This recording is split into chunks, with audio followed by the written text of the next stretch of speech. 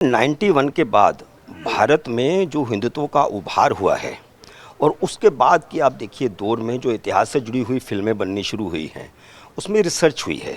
जो पिछले 50-60 साल तक हमको इतिहास पढ़ाया जाता रहा, वह कितना सत्य था, कितना गलत था, उस पे भी रिसर्च हुई है बहुत ज़्यादा। और रिसर्च करने के बाद वो चीज़ें जो इतिहास में नहीं पढ़ाई गई हमें 50-60 साल बाद, वो सामने आ रही हैं। किताबों के माध्यम से भी आ रही हैं और पिक्चर्स के माध्यम से भी आ रही हैं। ये पिछले दौर में हम देखेंगे तो पिछले 8-10 साल में भी इस तरह की बहुत सारी फिल्में आई हैं। तो इतिहास का एक दूसरा तथ्य जो छुपाया गया था वो सामने आया है।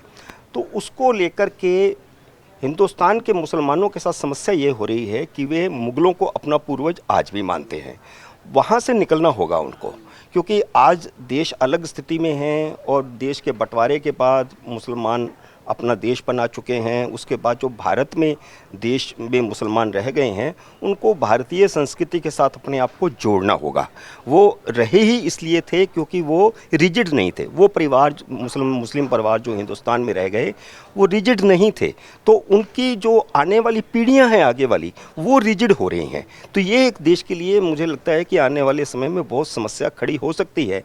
और इस बीच हिंदुत्व का उभार हुआ है तो टकराव की स्थिति हम पिछले कई दिनों से देख रहे हैं, हर जगह हो रही है। और हिंदुत्व का क्योंकि उभार हुआ है तो उसका भारतीय जनता पार्टी अपना फ़ायदा उठा रही है, या ये समझिए कि उस वर्ग ने ही उस उभार को पैदा किया।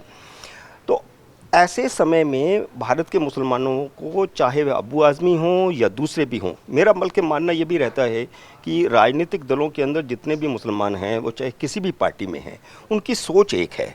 उस सोच को बदलने का वक्त आ गया है, उस सोच को बदलना चाहिए।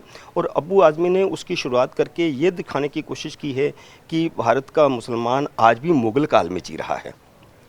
जब दिल्ली में दंगे हुए थे तब भी हमने देखा आम आदमी पार्टी का एक नेता मंच पर खड़ा होकर के कहता है कि हमने इतने 100 साल राज किया यहाँ पर। तो वो उनका खून तो इंडियन है, उनका डीएनए तो इंडियन है, वो ना तो अरब हैं ना मुग़ल हैं।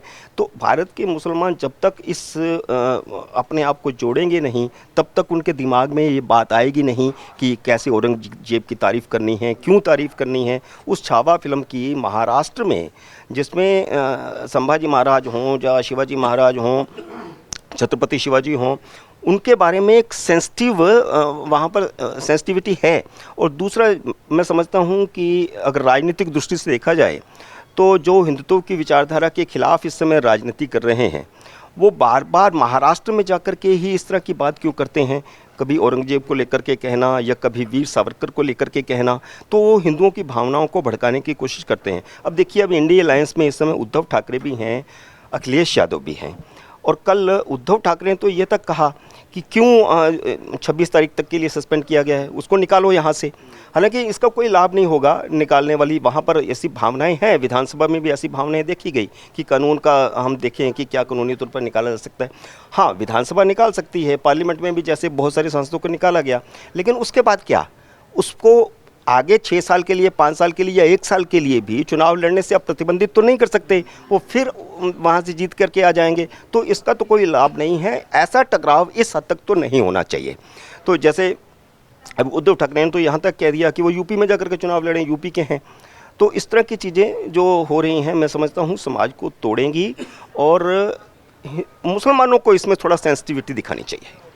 अगर आप ये वीडियो YouTube पर देख रहे हैं तो हमारे चैनल को सब्सक्राइब कर बेल आइकन दबाएं, और Facebook पर देख रहे हैं तो हमारे पेज को लाइक करें। 8 मिलियन प्लस सब्सक्राइबर, आपके इस भरोसे के लिए बहुत धन्यवाद।